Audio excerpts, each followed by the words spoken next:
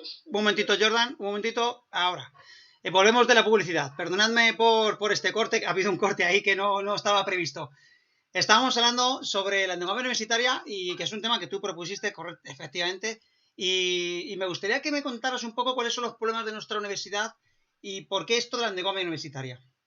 Vale, a ver, la endogamia universitaria se puede entender como de dos, al menos yo la entiendo de dos maneras. Podemos hablar de cuántos profesores de una determinada universidad hicieron su tesis doctoral precisamente en esa universidad, o como cuántos de los profesores con plaza fueron los candidatos internos o locales a esa plaza. Entonces, no es necesariamente lo mismo, porque puede haber un caso de un profesor que hizo su tesis doctoral en la Universidad X, se fue a hacer una estancia, un postdoc o trabajó X años en otra universidad del extranjero y volvió y consiguió al final plaza en la universidad en la que formó su tesis doctoral. Es un tipo de endogamia según se mire, pero quizás no es lo mismo que alguien que ha trabajado siempre en la misma universidad y, digamos, cuando sale una plaza de profesorado a concurso, la consigue el candidato local, porque en muchos casos, y esto es una especie de verdad universal que todo el mundo lo sabe, aunque no se hable mucho de ello, es que las plazas de profesorado en muchos casos están perfiladas a un candidato concreto. De alguna manera salen lo que se conoce comúnmente como plazas con bichos, a una plaza con un perfil muy específico y casualmente ese perfil específico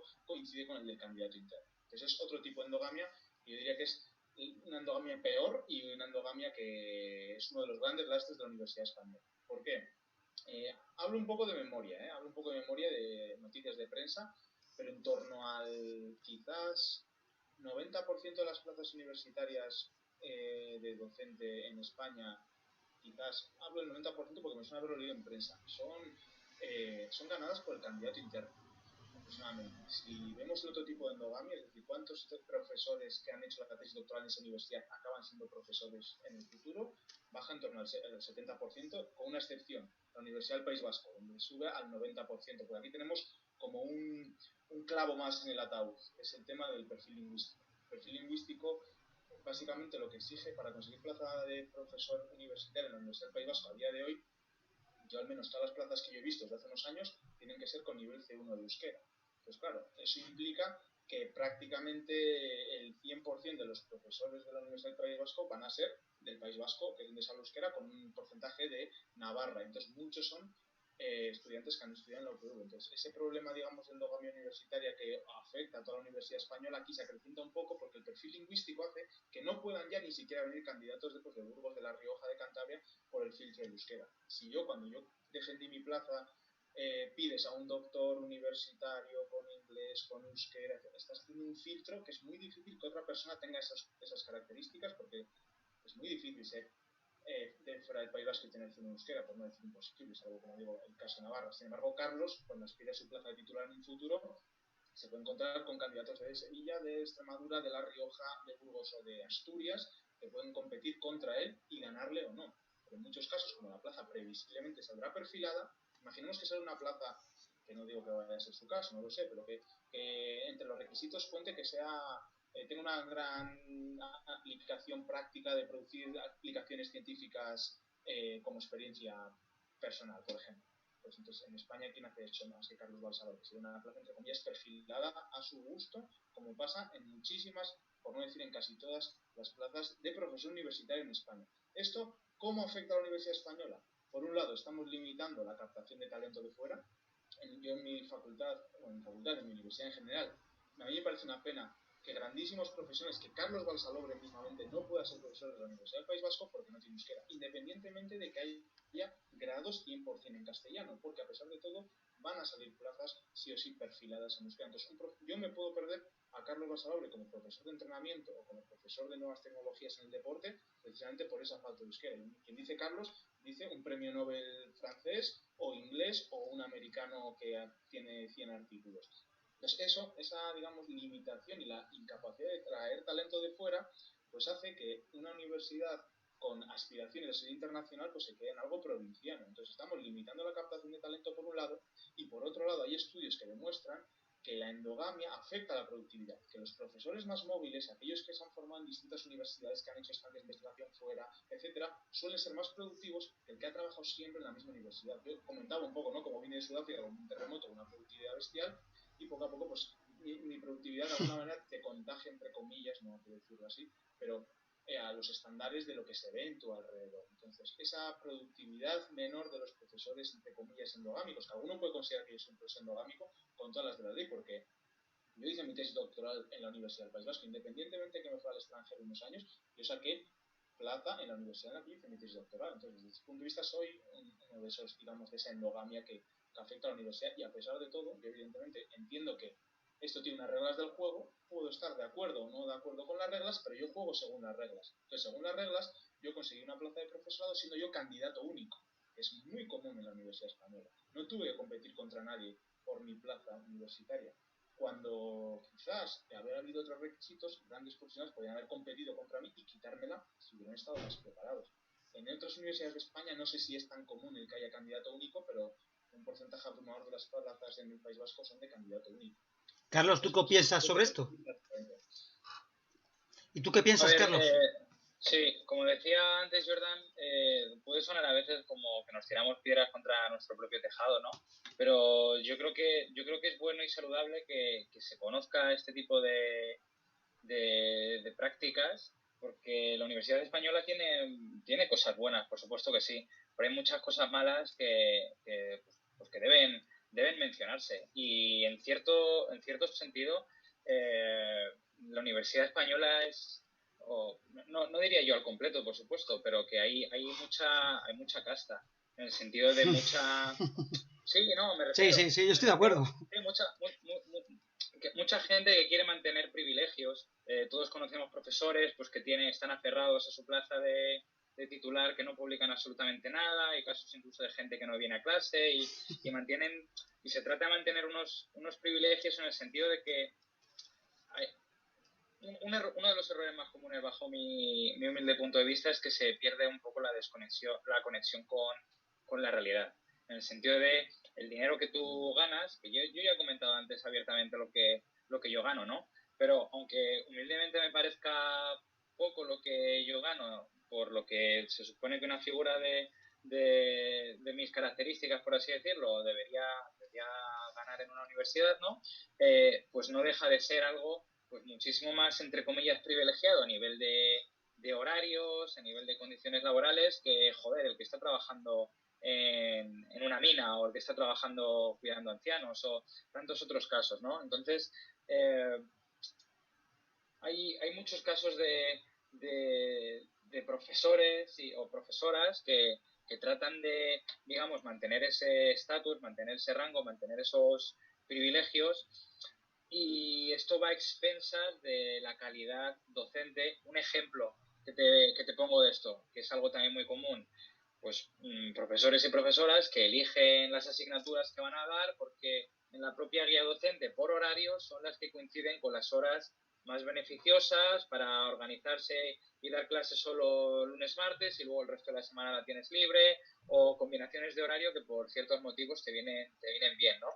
Entonces, mira, a mí me gusta mucho una frase que decía Steve Jobs de cómo veía el tema de la organización del trabajo y demás, que decía algo así que nosotros no encajonamos a la gente en trabajos, sino que buscamos a la mejor gente y luego que esa gente haga el trabajo que mejor sabe hacer o que nos enseñe qué es lo que mejor sabe hacer, ¿no? Entonces yo, por ejemplo, cuando entré en mi universidad, me puse a dar clases de rugby. No había cogido un balón de rugby en mi puñetera vida. Me puse a dar clases de gimnasia. ¿Por qué? Porque era lo que quedaba. Porque las demás asignaturas pues estaban asignadas a gente porque le venía mejor el horario, porque estaba mejor organizado. Entonces, eso, aunque no tenga exactamente que ver, es algo también de endogamia, en el sentido de una estructura universitaria que prima mucho pues esos privilegios, por así decirlo, que algunos quieren mantener, pues metiendo a gente de su rueda, de su núcleo, organizando los horarios de tal manera. Yo he conocido casos también de gente pues que es también muy común, ¿no? Y eso es un caso más de endogamia a otro nivel, ¿no? Pues el marido y la mujer trabajan en el mismo departamento, y entonces me organizo las clases de tal forma que me coincida con mi mujer para así pues, sí, y termina siendo un lastre. Y entonces eso es un lastre porque la gente que viene detrás, claro, pues te colocan donde nadie quiere, donde sobra, pues los viernes a las 7 de la tarde, estudiando clase yo, por ejemplo. Joder, macho, qué putada es dar clase un viernes a las 7 de la tarde, porque no puedes hacer nada si quieres hacer una escapadita de fin de semana o lo que sea, ¿no? Entonces, ese tipo de cosas por desgracia, ocurren en la Universidad Española. No digo que solo sea la universidad en España y que no ocurra en otros países, pero eso junto a lo que comentaba Jordan de las prácticas endogámicas con las plazas y demás, es una de las cosas que existen y que yo creo que merece la pena pues que al menos se conozcan. No todo es malo, pero esas cosas ocurren. Vamos a ir cambiando de tercio en la conversación, que está siendo muy interesante con nuestro corte publicitario de por medio. Hay una cosa que me llama la atención y es la situación. Lo estábamos hablando antes Jordan y yo, fuera de micrófonos, antes de empezar la entrevista, que era un poco el tema de la situación del deporte, y en este caso del atletismo, a nivel mundial. Ya no te digo a nivel español, sino a nivel mundial. Tú, Jordan, que has trabajado y conoces muy bien cómo se trabaja en la EPSAD, la labor que hace la EPSAD, la Agencia Española Antidopaje, yo creo que hay varias variables para explicar este cambio de atletismo que llamo yo, que yo le llamo atletismo versión 2.0, porque yo veo otro atletismo, no sé si estáis de acuerdo conmigo, pero es como que estoy viendo otro atletismo y yo no sé esto si tiene que ver con varias cosas. Y aquí es donde llega la pregunta. La primera, el cambio en los sistemas de los entrenamientos, que eso tenéis mucho que ver vosotros, ¿no? El tema, por ejemplo, de la fuerza, que luego le preguntaré a Carlos lo que ha supuesto el cambio del concepto de la fuerza, porque cuando Carlos vino, por ejemplo, a mi grupo y nos explicó cómo había que trabajar la fuerza, es como que yo había descubierto Marte, ¿no? Yo llevaba 10 años haciendo una serie de ejercicios en el gimnasio y ven este tipo con sus tatuajes en el brazo y me dice, no, ahora vas a hacer esto. Y es como, hostia, me ha cambiado la idea. Eso en primer lugar. En segundo lugar, la revolución tecnológica de la que tanto se está hablando y de la que yo personalmente creo que tiene mucho que ver. Pero hay un dato que es el dopaje, que es algo que llevamos con muchísimo lastre en este país. La pregunta es, ¿qué pensáis que está pasando con respecto a esta revolución en el mundo del deporte? Y si tienen, o en qué porcentaje le podríais dar al tema del dopaje, que es algo que, o no sé si se ha dejado de hablar, pero que siempre está ahí y es algo con lo que yo personalmente creo que tiene mucho que ver. Como siempre hablo yo primero, si quiere que hable Carlos primero y luego yo doy el contrapunto. Pues por ejemplo, venga, vamos a cambiar el rumbo, empezamos con Carlos. Vale, muy bien. Aquí, desde luego, el experto es Jordan, pero yo pienso que ante tu pregunta de cómo han afectado los sistemas de entrenamiento, la tecnología, mucho, ¿no? o el dopaje. Mucho, porque claro, ver a un mediofondista o a un fondista hacer una arrancada con 40 kilos, eso hace 20 años era Pepe de los velocistas. O sea, a mí hace 20 años, cuando yo llegaba a la Blume y me decían, oye, pues vas a hacer arrancadas o vas a hacer arrastres con 40 kilos de 20 metros, y decía, ¿qué dices? Eso tiene mucho que ver. Yo me acuerdo ahí al principio, luego ya la gente se acostumbró de veros, pero al principio me lo decía y dice, joder, es que nos miran mal ahí en el módulo de atletismo, ¿dónde vais? Flipaos tirando con 60 kilos los arrastres y cosas así, ¿no? Pues ahí la verdad, y por mucho que me duela en mi corazoncito, pero la realidad es que los métodos de entrenamiento no influyen tanto como influye el dopaje, y no digamos ya el dopaje con la suma de la revolución tecnológica de las zapatillas. Por lo menos en este tipo de disciplinas. No sé qué opinará Jordan, que él es el experto, pero bajo mi punto de vista, digamos que, por ejemplo, en deportes de equipo, donde también el trabajo de la fuerza, aunque parezca más asentado que en atletismo, también es bastante primitivo, digamos. Yo hay veces que me han invitado a clubes de primera división a ver qué hacían ahí, y eran auténticas burradas en el sentido de poco trabajo y mala selección de cargas, mala selección de ejercicios. Entonces, en disciplinas deportivas, pues no sé, un fútbol, un básquet, etcétera, en el que los deportistas no están tan cerca de su techo fisiológico, digamos, ahí las mejoras de los métodos de entrenamiento, bajo mi punto de vista, sí que tienen un impacto grande. Es decir, porque un jugador de fútbol pues corre menos que cualquier chaval sub-18 bien especializado en atletismo, ¿no? Es decir, está menos cerca de su techo fisiológico, y ahí los métodos de entrenamiento pues tienen probablemente un mayor impacto.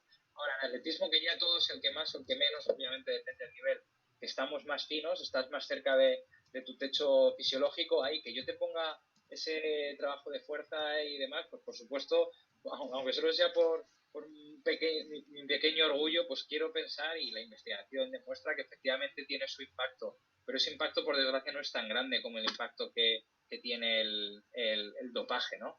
Y por eso la lucha contra el dopaje es tan importante, y sobre todo en estas disciplinas deportivas, claro. Jordan, este tema lo controlas tú muy bien. Vamos a ver. A mí hay una cosa que me ha hecho gracia, y es que has hecho una distinción entre la revolución tecnológica y el dopaje como si fuesen cosas distintas. Y depende de qué dopaje usemos, podemos hablar de la revolución tecnológica como un dopaje. Sí, dopaje tecnológico. Sí. En el mundo del ciclismo, pues se ha visto con el paso de los años, ¿no? Entonces, básicamente los 3 criterios que se usan habitualmente para determinar si algo es dopaje o no son mejora significativa del rendimiento deportivo, posible riesgo para la salud y que viole el espíritu deportivo. Entonces, ese último concepto, que es la violación del espíritu deportivo, como es laxo y abierta interpretación, hace que, por ejemplo, en Noruega utilizar tiendas de hipoxia sea considerado ilegal, sin embargo en otros países no, y lo mismo pasa pues con unas cosas u otras. Entonces, en el caso de las zapatillas, esta revolución tecnológica, sobre la que yo he escrito mucho, incluso artículos científicos, está en prensa y demás, pues yo al principio era bastante escéptico cuando Nike hablaba de el reto de las 2 horas y demás, y es una apuesta con mis alumnos, no es normal, porque por 25 segundos no lo perdí. Entonces yo empecé a estudiar de cerca un poco... yo me acuerdo de eso. Muy recientemente, recientemente como ayer precisamente publicamos junto con un grupo de investigación de Toledo un metaanálisis de todos los estudios que hay disponibles sobre cómo esta revolución tecnológica, es decir, estas zapatillas con un incremento de la rigidez longitudinal que se puede conseguir bien con placas curvas de carbono o con los nuevos materiales que se están utilizando como el PVAX, etcétera, cómo afectan al rendimiento, y vemos que la inmensa mayoría de los estudios demuestran mejoras en economía de carrera, rendimiento, incluso alteraciones de parámetros biomecánicos como mayor longitud de zancada, parece que los tiempos de contacto pueden aumentar, etc. Entonces, la mejora es real. Y para mí hay algo mucho más significativo que lo que me dicen unos fríos números de un estudio científico en condiciones de laboratorio. Es tu experiencia personal cuando me has contado que en condiciones similares hiciste un rodaje por la casa de campo con unas zapatillas, digamos, convencionales y las nuevas Vaporfly Next, y que ibas silbando, incluso yendo más rápido. Otros deportistas me han comentado que las sensaciones son espectaculares. El mejor saltador de longitud de España actualmente, Eusebio Cáceres, por ejemplo, hablaba de que las nuevas zapatillas con placa para saltar longitud es como saltar con muelles, etcétera. Entonces, la revolución tecnológica tiene un problema, y es que vino de la mano de una gran multinacional que es Nike. Entonces, en la natación esto ya ocurrió. Y cuando ocurrió la natación, pues se batían récords del mundo cada semana, claro, récords nacionales cada día, y al final se le puso coto y se prohibieron estos bañadores mágicos. Pero claro, porque la revolución partió de empresas pequeñas, porque cuando Speedo con el LZ Racer ganaba todas las medallas no parecía pasar nada, pero cuando empresas desconocidas en el mundo de la natación metieron unos bañadores de poliuretano completo, cosa que ni Speedo se atrevía a hacer inicialmente, pues los récords cayeron y se prohibió eso. ¿Qué pasa? Que si esta revolución tecnológica con las zapatillas de placa, en vez de venir de Nike, pues viene... de Paredes. Viene de Paredes o de Homa, lo que sea, pues probablemente habrían dicho, ¿a dónde vas tú? ¿A dónde vas tú? Y eso se habría prohibido. Pero claro, Nike es una empresa potentísima, donde precisamente el presidente de la Federación Internacional de Atletismo, Sebastián Coe, ha sido siempre un atleta patrocinado, de hecho sigue estando sponsorizado por Nike, etcétera. ¿Qué ha conseguido? Que las normas, que antiguas normas parecían excluir ese tipo de calzado, porque había un artículo concreto de la normativa que decía que aquellas zapatillas que impliquen una ventaja significativa no serán legales. Estas que dan una ventaja significativa, que han hecho ahora cambiar la normativa y decir que aquellas zapatillas que tengan un grosor de media suela superior a X milímetros, que casualmente encajan con el modelo Vaporfly. Un despropósito. Eso es. Y que tengan exactamente pues más de X placas, etcétera. Entonces, los super prototipos tipo Alphafly que utilizó Kipchoge para batir las cosas en Viena sí que son ilegales en competición, pero las Vaporfly Next o las revoluciones que han venido pues, de otras marcas son permitidas. Y es una pena porque se está perdiendo un poco la perspectiva. Hay un antes y un después desde el lanzamiento de estas zapatillas. Las marcas no tienen el valor que tienen antes. 30 minutos en 10 kilómetros no vale lo mismo ahora que antes. Totalmente de acuerdo. Ahora que antes, y lo mismo con todo. Entonces, la normativa lo permite. Yo no estoy de acuerdo con esa revolución. Quizás peco un poco de viejo cascarrabias del viejo atletismo, que es el que practiqué yo, pero claro, para los atletas de hoy en día te dicen, pero es que se entrena más, se entrena mejor y te lesionas menos. ¿Y por qué no? Si hay, digamos, igualdad de condiciones, hombre, sí que es verdad que se prohíbe usar prototipos y tienen que estar las zapatillas disponibles para el gran público, pero no siempre ocurre, o suele estar disponibles para el gran público, depende de qué precios o no se pueda conseguir. Claro. En el caso de un 300 euros. Claro. En el Campeonato de Europa Sub-23, un deportista español consiguió, vete todo a saber cómo, unas zapatillas que solo están disponibles en Estados Unidos, y pamba, un resultado espectacular en un campeonato sub-23 porque ninguno de sus rivales tenía acceso a ese. Bueno, quizás sí se hubieran conseguido ahí porque es algún proveedor de Estados Unidos, ¿no? Entonces, eso de que esté disponible para todos también. No es igual, claro que sí. Totalmente de acuerdo. Pero como es legal, pues nos callamos la boca, y que alguno quiere ver cuánto mejora el rendimiento, pues le invito a leer el metaanálisis que he publicado recientemente. Va a mi perfil de redes sociales y que lo puede descargar gratuitamente. Pero, ¿qué pasa con el dopaje, digamos, convencional? El de que mejora variables fisiológicas, los esteroides, el EPO, los SARMs, los estimulantes prohibidos, etc. Pues que siempre, y esto es algo que no va a cambiar, siempre iremos un paso por detrás del dopaje. Entonces, de alguna manera, cada vez que establecemos una nueva medida antidopaje, conseguimos de alguna manera momentáneamente limitar el uso o abuso de determinadas sustancias, pero acabamos viendo alguna alternativa a esas sustancias. Ejemplo, años 90, no se podía detectar la EPO. Los años 90 son el año del paraíso de la EPO. Todo el mundo utilizaba EPO. En el pelotón era, digamos, Vox Populi, que había algo que no se sabía qué era, que hacía mejorar el rendimiento brutalmente. ¿Qué ocurre? Que hay que establecer algún tipo de medida para evitar que eso se vaya de mano. Pues introducen los límites, por ejemplo, el 50% de hematocrito para competir. Tenemos ahí el primer intento, pero se sigue utilizando EPO, porque con microdosis y demás, pues te puedes apañar y no supera ese 50%. En el año, hablo de memoria, 2003, se puede detectar la EPO en sangre con un test que ya se detecta, que ya, digamos, está validado. Pues los ciclistas, pues igual ya no abusan tanto de la EPO. Se ve, por ejemplo, en las analíticas adversas como los valores extremos de reticulocitos, que son indicativos de uso de EPO, ya no son tan comunes, pero aparece otra cosa distinta. ¿Qué aparece? Aparece, por ejemplo, las transfusiones sanguíneas, que era algo que se sabía desde hace mucho, pero debido a que ahora se puede detectar la EPO, pues utilizamos esto otro. Y se abusa durante casi una década, hasta que en 2008 empieza el pasaporte biológico. Entonces, cuando empieza el pasaporte biológico, ya no se puede abusar tanto del dopaje sanguíneo y aparecen nuevas formas de dopaje. Y vamos de alguna manera siempre un paso por detrás de ellos, y llegaron los SARMs, que son los espectros que tienen unos efectos similares al de los esteroides. Ahora se empiezan a detectar, antes no, y entonces aparece un nuevo método. Y de todas maneras, pues ahora estamos en otra época. No se abusa de los esteroides como en los 80, no tanto, no se abusa de la EPO como en los 90, no se abusa de las transfusiones sanguíneas como a principio de la primera década de los 2000, pero hay otra cosa. Ha sido la época dorada de la hormona del crecimiento recientemente, que a día de hoy la detección sigue siendo muy difícil. Lo que pasa es que es una hormona muy cara, difícil de conseguir, y digamos no se abusa tan fácilmente como de otras cosas, pero hay otros métodos de dopaje. Y si, cuando descubramos qué es lo que están utilizando a día de hoy, ya se está utilizando otra cosa. Entonces, lamentablemente, el mundo del dopaje, como el mundo de lo oscuro, pues es inherente al ser humano, y siempre habrá seres humanos que estarán dispuestos a hacer trampas con el fin de conseguir alguna ventaja, y esto pasa en todas las facetas de la vida. Entonces, la trampa es inherente al ser humano. Hay culturas más o menos predispuestas.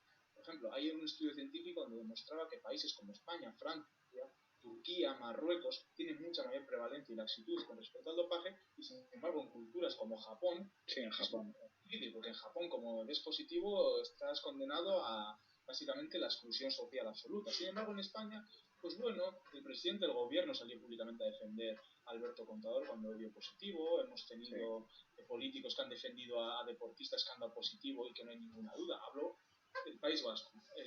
Mikel Astarloza dio positivo por EPO, y Mikel Astarloza ha sido responsable de la Federación Vasca de Ciclismo en categorías menores.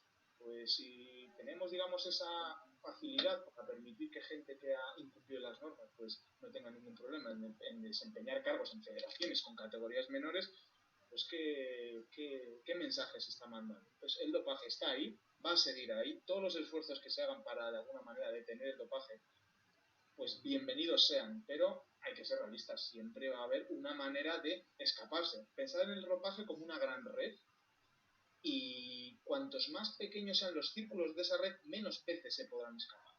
Pero por mucho que lo cerremos, los peces más pequeños siempre se podrán escapar, porque la única manera de cerrar completamente es impedir incluso pasar el agua. Entonces, antes los agujeros de la red eran así y se te pasan merluzas, ahora son así y pasan sardinillas, pero siguen pasando. Pues y eso seguirá siendo así, lamentablemente. Este ejemplo último que has puesto es muy bueno. Oye, ¿qué os parece? Se ha abierto, y vamos terminando ya la entrevista de hoy, que me ha parecido súper interesante, pero se ha abierto una controversia desde que, bueno, sabéis que se ha hecho público el anteproyecto de la nueva ley antidopaje, en donde personalmente creo que el tema del pasaporte biológico en su artículo 40 que era poco desarrollado o nada, y yo soy de los que opina que incluso el pasaporte biológico debería de tener un capítulo propio dentro de la ley, porque como figura jurídica novedosa que aparece en escena, debe desarrollarse correctamente. Empezamos por ti también otra vez, Jordan, pero ¿qué opinión tienes sobre el tema del pasaporte biológico? ¿Qué está fallando aquí en España? ¿Y por qué no tenemos un ordenamiento jurídico acorde con el Código Mundial Antidopaje?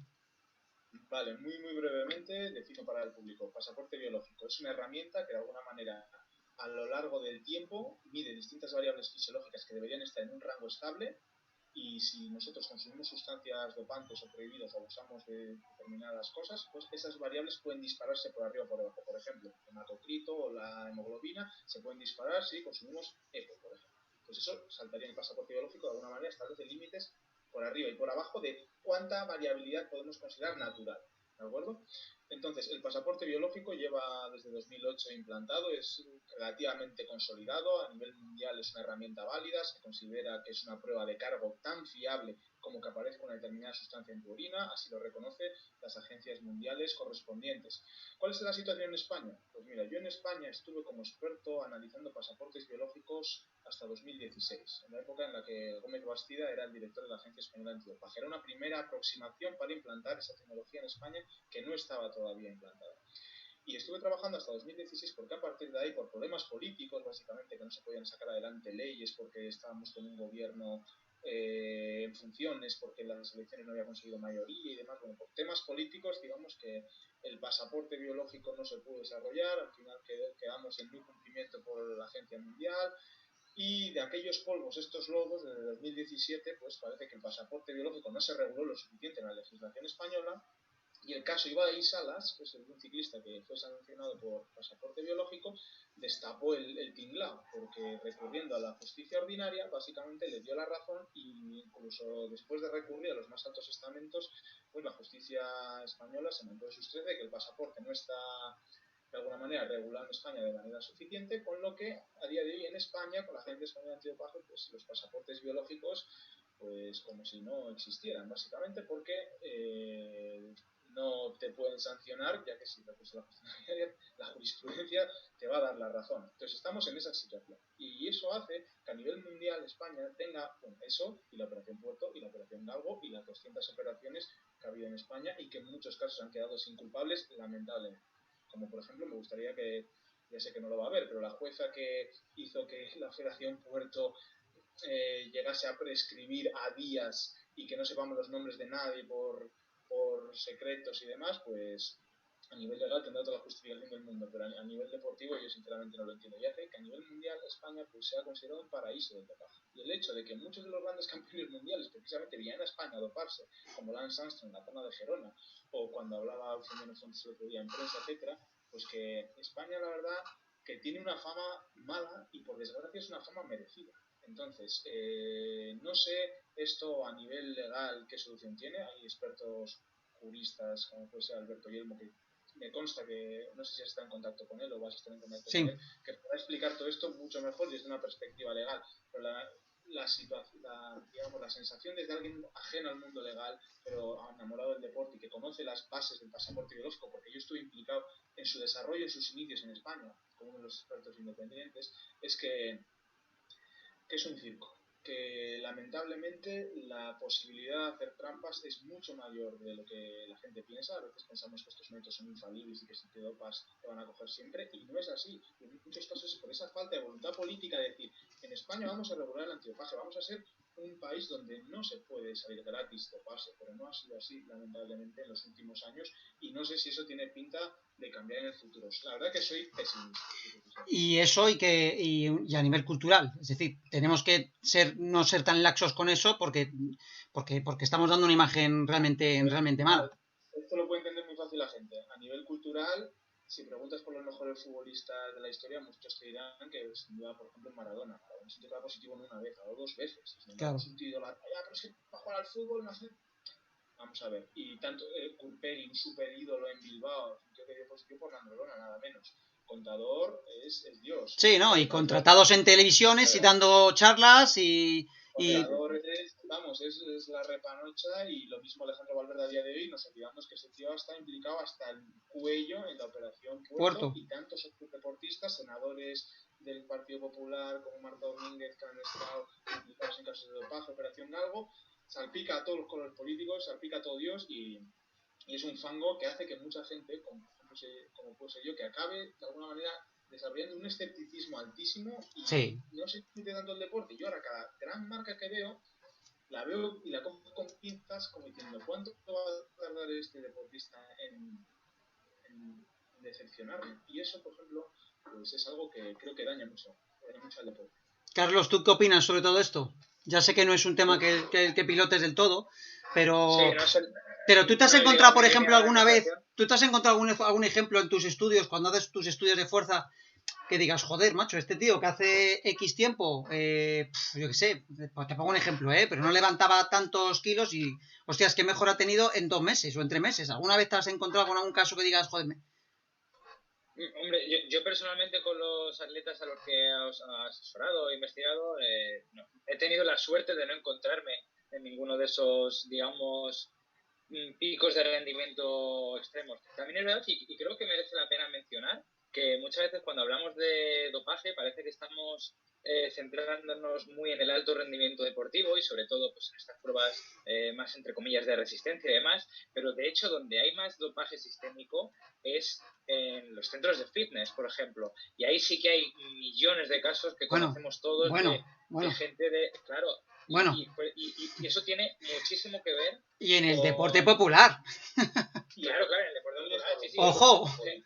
Que tú te sacas ahora mismo, tú te sacas ahora mismo, yo esto lo hablé ya hace tiempo con gente, pero tú te sacas ahí una lista y haces un seguimiento, pasa que no interesa porque nadie se fija en ellos, nos fijamos siempre en el alto rendimiento, pero tú te coges una lista de deportistas de nivel medio, bajo, nivel popular, vaya, y ves unas cosas, unos cambios. Sí, macho, no, hay gente, pero gente además que se dopa para bajar de 16 minutos. Sí, para ser el jefe de su barrio. Claro, o sea que... y yo creo que esto tiene mucho que ver. Yo mantengo una posición, la verdad, como Jordan, pesimista con el tema del dopaje, sobre todo en el sentido que ha comentado, ya no, por supuesto, derivadas de las implicaciones legales que ha comentado, por ejemplo, con todo lo del pasaporte biológico, sino con el hecho que siempre vamos a ir por detrás. Entonces yo haría mucho hincapié en lo cultural y lo educativo. Correcto. El ejemplo que ha puesto por ejemplo, los japoneses, educación. el mismo deshonor que supondría para ellos y para su familia el haber cumplido pues con unas prácticas pues mucha educación, ¿no? muchas charlas. Claro, y entonces, es decir, que haya tantísima gente en los centros pues los corredores populares o los centros de fitness que abuse tanto de este tipo de sustancias. De hecho, es tan común en el mundillo, por ejemplo, Jordan lo sabe muy bien, de fitness, del culturismo y tal, de hablar pues de los nati, que son los naturales, ¿no? Y luego los demás, y como que, bueno, ese es nati, como con desprecio, Sí, además, a mí eso me parece acojonante, tío. Es acojonante. Eso es de base, es un problema de base. Es un problema cultural, sí. Yo creo que habría que atacar por ahí, por supuesto, todo lo que sea desde el punto de vista legal, todas las acciones que se puedan hacer para ponerlo más difícil y sobre todo para quien lo haya hecho y se lo haya detectado, pues aplicarle las sanciones que deberían aplicársele, eso por supuesto. Pero como siempre vamos a ir por detrás, no se nos tiene que olvidar la parte educativa, es que es el inicio de todo. Claro. Sí, no, estoy totalmente de acuerdo. Además es que yo creo que tenemos en estos momentos la oportunidad histórica de hacer una ley decente, de hacer una ley que sea vanguardia. Estamos hablando siempre de que estamos haciendo leyes sociales que son vanguardia en el mundo. Bien, pues vamos a hacer una ley antidopaje que sea vanguardia en el mundo. Y me da la sensación de que constantemente los distintos gobiernos meten la mano. Y cuando meten la mano en un tema tan delicado, tan sensible como es el tema del dopaje, mal vamos. Yo creo que, de hecho, leyendo la ley decía, bueno, se va a crear un comité sancionador antidopaje dentro del ABSAT, ¿no? Con una serie de miembros. Bien, ¿quién elige esos miembros? No sabemos. ¿Lo va a elegir el gobierno? ¿No lo va a elegir el gobierno? La verdad es que es bastante desalentador la cosa. Es lo que pasa, Roberto. Yo ahora, bueno, yo vengo del mundo del atletismo, ya seguramente pues ya comenta Roberto y de hecho era rival suyo y ahora sin embargo alguno me dirá, pero ¿cómo puede ser rival de Roberto con ese cuerpo que pesa? Pues corrías mucho, tío. Vale, ahora practico un deporte que es la halterofilia. ¿Qué es lo que ocurre en la halterofilia, por ejemplo? Con la normativa actual, si un país en un ciclo olímpico, me parece, ya hay 8 positivos, en un país, ese país se queda automáticamente excluido de que pueda llevar a ningún deportista a los Juegos Olímpicos.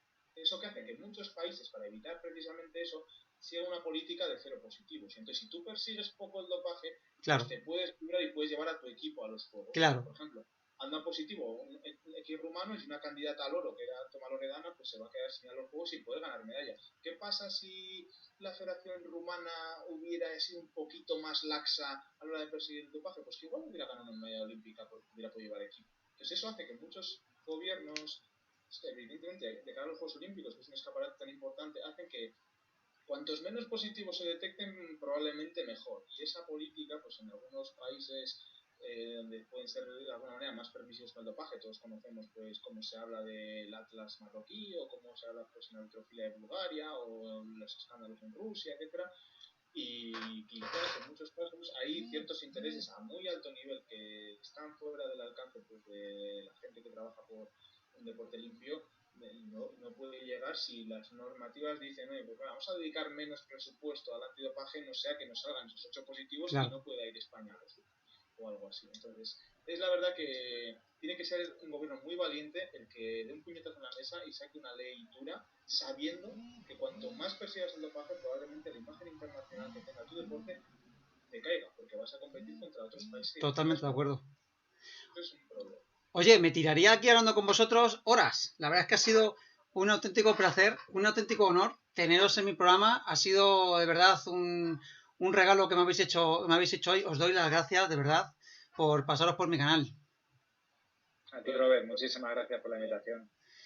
Pues nada, os deseo lo mejor. La verdad es que es un placer siempre escucharos y bueno, me ha gustado mucho veros, que algunos ya hacía que no les veía mucho tiempo, Jordan, que no pasé tanto tiempo.